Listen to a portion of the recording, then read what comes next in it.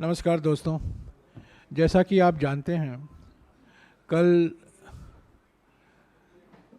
शाम को कांग्रेस संसदीय दल की जो रणनीति का एक ग्रुप है, स्ट्रेटेजी ग्रुप है, उसकी बैठक हुई। बैठक की अध्यक्षता हमारे संसदीय दल के नेता श्रीमती सोनिया गांधी जी ने किया। कांग्रेस अध्यक्ष मल्लिकार्जुन खड़गे जी भी मौजूद थे और उसमें लंबी बातचीत हुई कि ये जो 5 दिन का विशेष सत्र आने वाला है 18 तारीख से, उसके लिए हमारी क्या रणनीति होनी चाहिए। उसके बाद में कल रात को 8 बजे मल्लिकार्जुन खड़गे जी ने एक बैठक बुलाई अपने घर में। 8 बजे रात को सारे जो फ्लोर लीडर्स हैं इंडिया पार्टी के, लोकसभा में और राज्यसभा में, सारे फ्लोर लीडरों की बैठक हुई और उस बैठक में भी चर्चा हुई कि ये विशेष सत्र में इंडिया पार्टी की ओर से क्या रणनीति होनी चाहिए। और ये तय हुआ कि हम ये सत्र का बहिष्कार नहीं करेंगे। ये मौका है हमारे लिए जनता के मुद्दों को उठाने के लिए, और हम पूरा प्रयास करेंगे कि अलग अलग पार्टियां अपने मुद्दे उठाएंगे। हालांकि समय सीमित है 5 दिन के लिए। और ये भी तय किया गया कि सोनिया गांधी जी प्रधानमंत्री को एक खत लिखेंगी और जो बातचीत हुई है इंडिया पार्टी के बैठक में, कांग्रेस संसदीय दल के बैठक में, उस बातचीत से जो निकला है, जो एक आम सहमति बनी है, वो प्रधानमंत्री के समक्ष रखेंगे। तो आज सुबह सोनिया गांधी जी ने प्रधानमंत्री को एक खत भेजा है। उसकी कॉपी आपको मिल जाएगी अगले 4-5 मिनटों में। मैं मोटे तौर से उस खत में क्या है उसकी जानकारी दूंगा। पहली बात जो सोनिया जी ने कहा है उस खत में कि ये बैठक बुलाई गई है बिना बातचीत करके, कोई मशवरा नहीं हुआ है। अलग अलग राजनीतिक दलों के साथ मनमानी अपने ही बल में एक तरफा निर्णय लिया गया कि 5 दिन का सत्र होगा 18 तारीख से। दूसरी बात, जब कभी विशेष सत्र होता है कार्यसूची पहले तय की जाती है, और कार्यसूची जो एजेंडा है, जो कार्यसूची है, वो सभी पार्टियों से बातचीत करके एक बार, जैसा कि मैंने कहा, सर्वसम्मति तो असंभव है पर एक आम सहमति बनाने की प्रयास होती है सरकार की ओर से। पर यह पहली बार हो रहा है कि विशेष सत्र बुलाया गया है और एजेंडा, कार्यसूची की जानकारी हमारे पास नहीं है। यह बहुत दुर्भाग्यपूर्ण है। और तीसरी बात जो उन्होंने खत में लिखा है कि जो बुलेटिन में छपा है, जो सांसदों ने अपने बुलेटिन, लोकसभा बुलेटिन में और राज्यसभा बुलेटिन में पढ़ा है, मैंने भी पढ़ा है कि 18 तारीख सरकारी बिजनेस, 19 तारीख सरकारी बिजनेस, 20 तारीख सरकारी बिजनेस, 21 तारीख सरकारी बिजनेस, 22 तारीख सरकारी बिजनेस, यानी कि 5 के 5 दिन गवर्नमेंट बिजनेस के लिए एलोकेट किया गया है। तो ये नामुमकिन है, ये दुर्भाग्यपूर्ण है, पर हो गया है। हमारे ओर से हम पूरा प्रयास करेंगे, सभी पार्टियां, कांग्रेस पार्टी, इंडिया पार्टी की जो मुद्दे हैं, जो हम उठाना चाहते थे पिछले सत्र में, हम उठा नहीं पाए सरकार की मनमानी के कारण। सरकार की जो मंशा थी, सरकार नहीं चाहती थी कि सत्र चले, इसीलिए वो हमारी मांगों का नज़रअंदाज किया। पर इस बार सोनिया जी ने प्रधानमंत्री को कहा है कि हमारे ओर से 9 महत्वपूर्ण मुद्दे हैं जो हम उठाना चाहते हैं लोकसभा में, राज्यसभा में। किस नियम के अनुसार उठाए जाएंगे उस पर बातचीत हो सकती है। हम उस पर कोई ये नहीं कह रहे हैं कि इसी रूल के तहत होना चाहिए। हम कह रहे हैं कि प्राथमिकता बहस पर है, प्राथमिकता है चर्चा होनी चाहिए। किस रूल के तहत, किस नियम के तहत, वो हम बातचीत कर सकते हैं सरकार और इंडिया पार्टियों के बीच में, और अलग अलग पार्टी के बीच में बातचीत हो सकती है। तो जो 9 मुद्दे का जिक्र किया गया है इस चिट्ठी में, सोनिया गांधी जी की चिट्ठी में, मैं आपको मोटे तौर से गिना लूँगा और यह जो आपको खत मिल जाएगा आपको इस पर और जानकारी मिल जाएगी। पहला मुद्दा है जो मौजूदा आर्थिक स्थिति है, जो कमर तोड़ महंगाई है, बढ़ती हुई बेरोजगारी है, आर्थिक विषमताएं हैं, और जो खास तौर से सूक्ष्म, लघु और मध्यम उद्योगों के परेशानी को लेकर जो हम मुद्दा उठाने चाहते थे पिछले सत्रों में, हम उठा नहीं पाए। हम चाहते हैं कि इस पर 2 घंटे, 3 घंटे, 4 घंटे का बहस हो। जिस दिन होगा वो तय हो सकता है, पर जो मौजूदा आर्थिक स्थिति है, खास तौर से आवश्यक वस्तुओं पर जो कीमतें बढ़ रही हैं, बेरोजगारी बढ़ रहा है और रोजगार मेले लगाए जा रहे हैं, विषमताएं बढ़ रही हैं और एमएसएमई, सूक्ष्म, लघु और मध्यम उद्योग परेशानी में है हर एक राज्य में, उसको लेकर एक बहस होने की ज़रूरत है। दूसरा मुद्दा जो सोनिया जी ने जिक्र किया है, किसान संगठनों के साथ सरकार की बातचीत हुई थी, आंदोलन था, आपको याद है, 3 काले कानून लाए गए थे, उस पर आंदोलन हुई।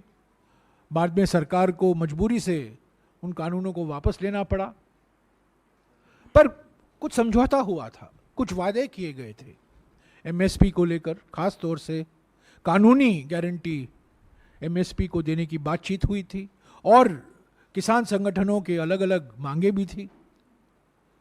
उस पर क्या कार्रवाई हुई है, उसकी मौजूदा स्थिति क्या है, एमएसपी को लेकर लीगल गारंटी के मुद्दे पर सरकार की मंशा क्या है, इस पर चर्चा हो, सोनिया जी ने जिक्र किया है। तीसरी मांग जो हमारी है, जो अडानी बिजनेस ग्रुप को से लेकर जो खुलासे हुए हैं हमारे मीडिया में, अंतर्राष्ट्रीय मीडिया में, और रोज कुछ ना कुछ छपते रहता है, इस पर जांच हो रही है। एक विशेष समिति का गठन किया गया सुप्रीम कोर्ट के द्वारा, सेबी की जांच हो रही है, पर यह बिल्कुल साफ हो गया है कि बिना जेपीसी से इसका पूरा खुलासा नहीं हो सकता। जो तथ्य हैं, जो रिश्ते हैं अडानी के और मोदी सरकार के बीच में, और जो एकमात्र लाभार्थी हैं मोदी सरकार की आर्थिक नीतियों के, जो अडानी बिजनेस ग्रुप है, उसके जो खुलासे हुए हैं, उस पर जेपीसी का गठन होना बहुत ज़रूरी है। ये मांग हम पिछले 6 महीने से कर रहे हैं, 7 महीने से कर रहे हैं, पर ये मांग हम फिर से दोहरा रहे हैं और सोनिया जी ने इसको प्रधानमंत्री को भी अवगत कराया है। चौथा मुद्दा है कास्ट सेंसस को लेकर, जातीय जनगणना को लेकर। जैसा कि आप जानते हैं, जब मैं ग्रामीण विकास मंत्री था 2011 में, हमने प्रयास किया कि जातीय जनगणना हो, सोशो इकोनॉमिक कास्ट सेंसस, हमने पूरा भी किया, पर उसमें और काम करने की ज़रूरत थी। हमारी सरकार चली गई 2014 में, उसके बाद में उस जातीय जनगणना के बारे में हमने कुछ सुना नहीं। न केवल जातीय जनगणना नहीं हुआ है, पर जो 2021 में जनगणना होने वाली थी, जो हर 10 साल जनगणना होती है, वो भी अब तक नहीं हुआ है। और उस जनगणना न होने के कारण हमारे देश में करीब 14 करोड़ लोग हैं जो खाद्य सुरक्षा कानून के लाभार्थी नहीं बन पाए हैं। तो जनगणना होना जरूरी है, और खास तौर विशेष तौर से जातीय जनगणना होना जरूरी है, क्योंकि जो सरकारी कार्यक्रम है, हमारे सामाजिक न्याय के कार्यक्रम है, सामाजिक सशक्तिकरण के कार्यक्रम है, नीतियां हैं, उसको और मजबूती देने के लिए ये जातीय जनगणना होना जरूरी है, अनिवार्य है। पांचवा मुद्दा है संघीय ढांचा पर जो आक्रमण हो रहा है। अलग अलग राज्यों में आप देख रहे हैं, तमिलनाडु में देखा है आपने, केरला में देखा है, कर्नाटक में हमारा अन्न भाग्य गारंटी को रोका गया था। अलग अलग राज्यों में राज्यपाल की भूमिका रोज हम उसके बारे में पढ़ने को मिलता है। पर यह साफ हो गया है कि ये संघीय ढांचा पर एक जानबूझकर एक प्लान रणनीति के कारण है कि राज्यों को, खास तौर से जो राज्य बीजेपी शासित राज्य नहीं है, उनके सामने मुसीबतें खड़ा करना, उनको परेशानी में डालना, उनकी जो संवैधानिक हक है, जो संवैधानिक अधिकार हैं, उनको न देना, ये सब मोदी सरकार की रणनीति है। और ये हम उठाना चाहते हैं, इस पर बहस होने की ज़रूरत है। और सोनिया जी ने प्रधानमंत्री को कहा है कि ये जो सेंटर स्टेट रिलेशन को लेकर सभी कई राज्यों में जो चिंता जताई गई है, कई मुख्यमंत्रियों ने भी कहा है, इस पर चर्चा ज़रूर कराइए। छठा मुद्दा है जो प्राकृतिक आपदाएं हैं। खास तौर से हमने देखा है कुछ राज्यों में अत्यधिक बाढ़, हिमाचल प्रदेश जैसे राज्यों में अत्यधिक बाढ़ के कारण लाखों लोग विस्थापित हुए हैं, नुकसान पहुंचा है। और एक राज्य में अत्यधिक बाढ़ हो रहा है, दूसरे राज्य में, महाराष्ट्र जैसे राज्य में अत्यधिक सूखा हो रहा है।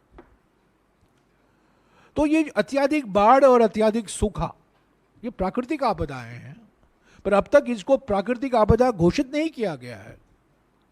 ये चिंता का कारण है, चिंता का विषय है। और प्राकृतिक आपदा में जिला सरकार, पंचायत, नगरपालिका, राज्य सरकारों की भूमिका तो है, पर सबसे अहम भूमिका केंद्र सरकार की होती है। राहत केंद्र सरकार से आता है, कैलेमिटी रिलीफ केंद्र सरकार के माध्यम दिया जाता है।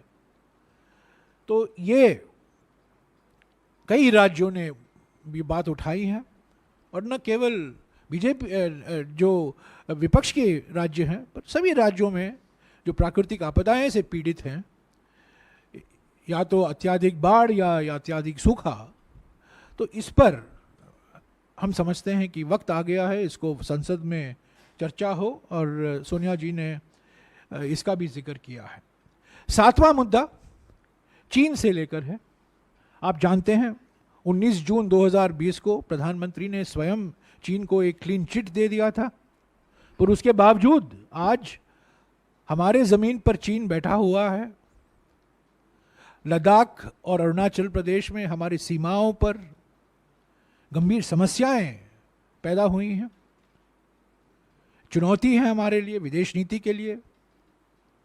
पर इस पर 3 साल से बहस नहीं हो पाई है, एक शब्द नहीं बोला गया है। हालांकि जो शब्द बोले गए हैं 19 जून 2020 को, वो एक क्लीन चिट दिया गया है प्रधानमंत्री से, और इसकी कीमत हमें भारी तरीके से चुकानी पड़ी है। पर इस पर बहस होना चाहिए,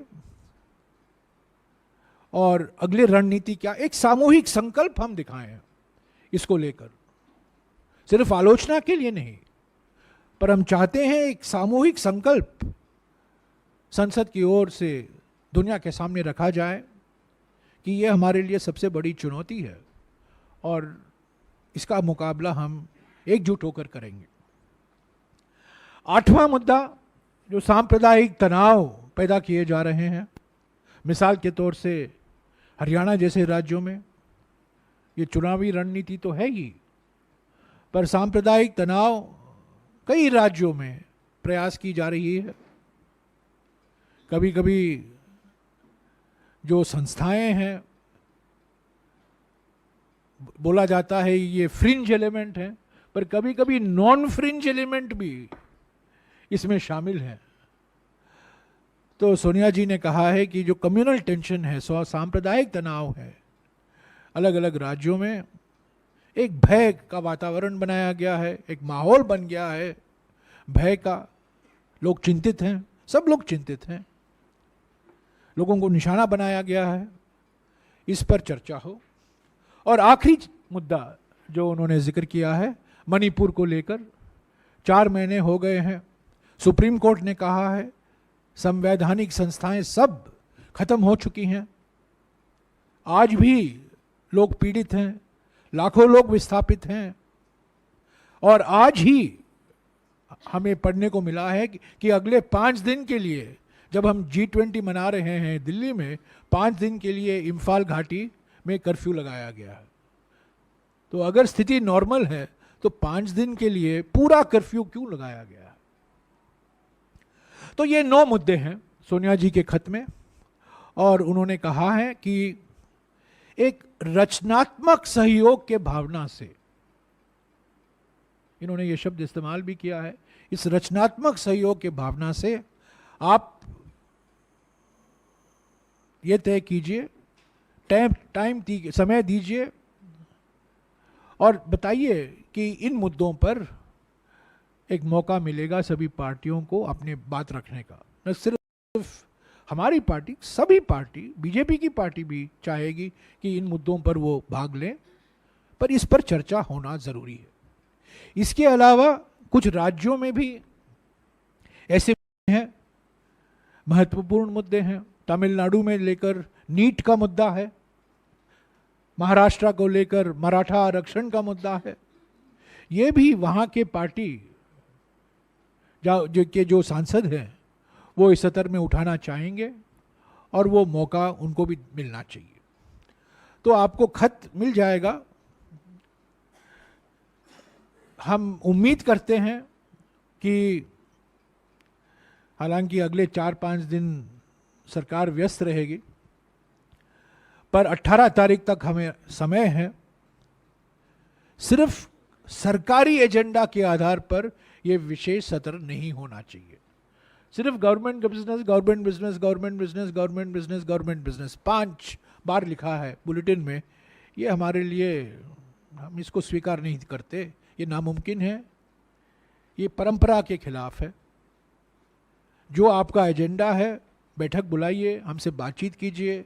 आप विधेयक पास कराना चाहते हैं, पारित कराना चाहते हैं, हमें बताइए, पहले से बातचीत कीजिए। पर सबसे महत्वपूर्ण बात, रोज जो 6 घंटे या 5 घंटे हम मिलेंगे, उसमें से 1.5 या 2 घंटे या 2.5 घंटे इन मुद्दों पर चर्चा हो, किसी भी नियम के आधार पर चर्चा हो। हम चाहते हैं कि ये 5 दिन का सत्र चले, हम इसमें भाग लेंगे, हमारी मांग समक्ष रखेंगे, चेयरमैन साहब के समक्ष और स्पीकर साहब के समक्ष। और हम जानते हैं कि निर्णय तो सरकार ही लेगी कि क्या ये मुद्दे लिया जा सकता है नहीं या नहीं। पर हम चाहते हैं कि इन 9 मुद्दों पर ज़रूर चर्चा हो और भरपूर हम इस पर भाग लेंगे। ऐसा नहीं कि हम सिर्फ हमारी बात रखकर हम निकल जाएंगे, ऐसा नहीं है। बात सुनेंगे, हम बात भी बोलेंगे। अंत में मैं यही कहूँगा कि ये एक तंत्र का जो तोप चलाया जा रहा है, बिना कोई जानकारी के, बिना कोई मशवरे के, बिना कोई वार्तालाप के, बिना कोई बातचीत के सदन को बुलाना, सदन का जो एजेंडा है, जो कार्यसूची है, उसको एक राज रखना, ये एक तंत्र का तोप है। हम अपने आप को, प्रधानमंत्री अपने आप को, हमारे देश को मदर ऑफ डेमोक्रेसी कहते हैं, पर अब मदर ऑफ डेमोक्रेसी में अगर लोकतंत्र की शहनाई नहीं बजती है, पर सिर्फ एक तंत्र का तोप चलाया जाता है, ये कोई लोकतंत्र नहीं है। शुक्रिया।